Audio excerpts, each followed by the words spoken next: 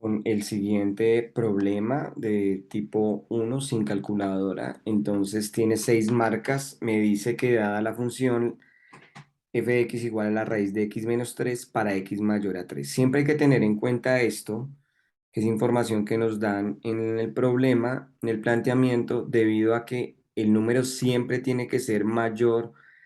Cuando yo saco la raíz o el x es menor a cero, pues no va a existir porque sería una raíz negativa. En este caso, me están diciendo, ojo, va a ser mayor o igual a 3 para que si yo lo reemplazo por cualquiera de estos valores, pues me va a dar una raíz existente. Me dice, encuentre la inversa de la función f de x. Entonces, para encontrar la inversa, y acá me dice que g de x es igual a x al cuadrado más 1, pero eso ya es para el segundo problema. Entonces acá simplemente me voy a ir por literales. Entonces debo acordarme que hay unos procedimientos para encontrar la inversa de una función. El primer paso que se hace pues es escribir la función. Yo ya sé que tengo que f de x es igual a la raíz de x menos 3 como lo habían dicho, y básicamente los procedimientos para eso es escribir la función en términos de y acá lo que hay que hacer es despejar x. Entonces, ¿qué haría yo para despejar x? Pues simplemente elevaría, el raíz es como un impedimento, entonces yo lo que voy a hacer es elevar a ambos lados al cuadrado. Entonces si yo elevo a ambos lados al cuadrado, me va a quedar y al cuadrado es igual, como elevo al cuadrado a ambos lados, tanto acá como acá, lo que el efecto que hace este cuadrado va a ser cancelarme esta raíz. Por esa razón me conviene hacerlo y voy a tener que y al cuadrado es igual a x menos 3. Y como estoy despejando x, entonces me quedaría que y al cuadrado más 3 es igual a x. ¿Listo? Ahora, el último paso que debo hacer es el intercambio de las variables y eso me va a dar como resultado que entonces x va a ser y este va a ser x. Y me va a quedar x al cuadrado más 3. Esa va a ser su inversa. ¿Listo? Quiero que miremos ahora el literal B, que literal B lo que me dice es encuentre G compuesto en F para 28. Entonces, como yo voy a hacer esto, entonces simplemente, voy a ponerlo acá de otro color, y entonces simplemente voy a escribirlo de la siguiente manera. Entonces yo tengo que g de x, porque me están hablando que g compuesto de x, yo ya sé que perdón, ponerlo así de esta manera, g de x, ¿cierto? Es igual a x al cuadrado más 1, eso ya está dado en este caso, ¿sí? Y me están diciendo que haga g compuesto de f para, teniendo en cuenta que f de 28. Entonces, ¿cómo se escribe eso? Entonces, voy a escribirlo de la siguiente manera. G compuesto F va a ser igual. Ya tenemos una función que es la raíz, ¿cierto? Me está diciendo como escriba G normal, o sea, voy a tener X, pero cada vez que me encuentre X, voy a escribir F. Entonces yo tengo que tener siempre, es como las dos funciones, siempre a la vista, que esa a veces es la confusión de G y F. ¿Qué me están diciendo? Escriba G normal, o sea, voy a escribir esta función, pero cada vez que yo me encuentre con X, voy a escribir F, que sería esta función. En ese sentido, cuando yo estoy escribiendo esto, ¿cierto?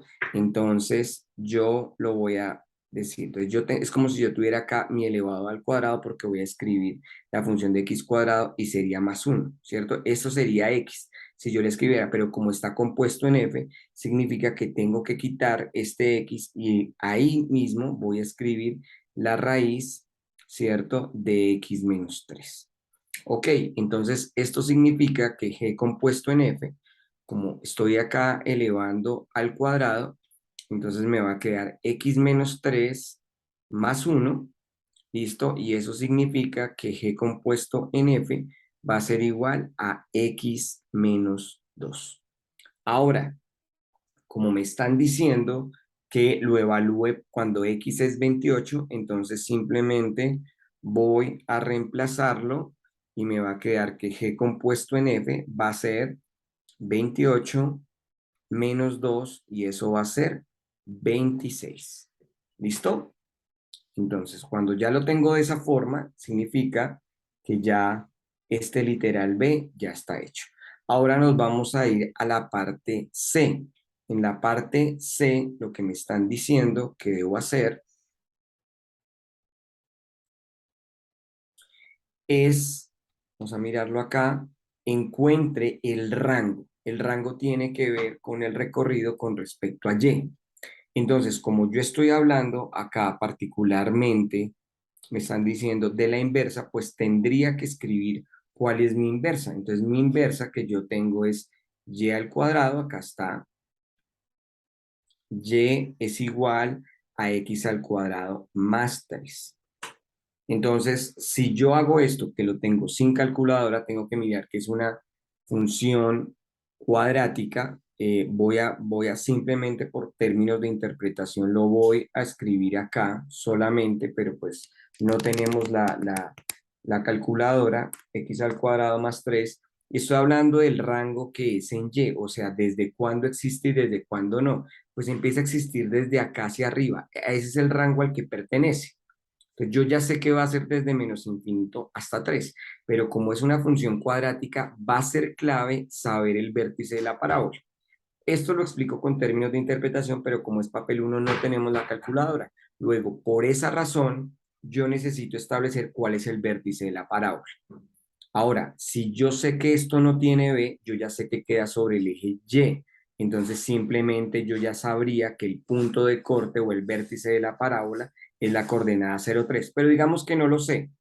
Entonces, pues debo acordarme y mirar por la fórmula del vértice de la parábola, que esa es otra forma, menos B sobre 2A. Y fíjense que acá, pues evidentemente me va a salir que el vértice de la parábola, su primera componente va a ser 0 sobre 2 por 1, porque A es 1, B es 0 y C es 3, ¿cierto?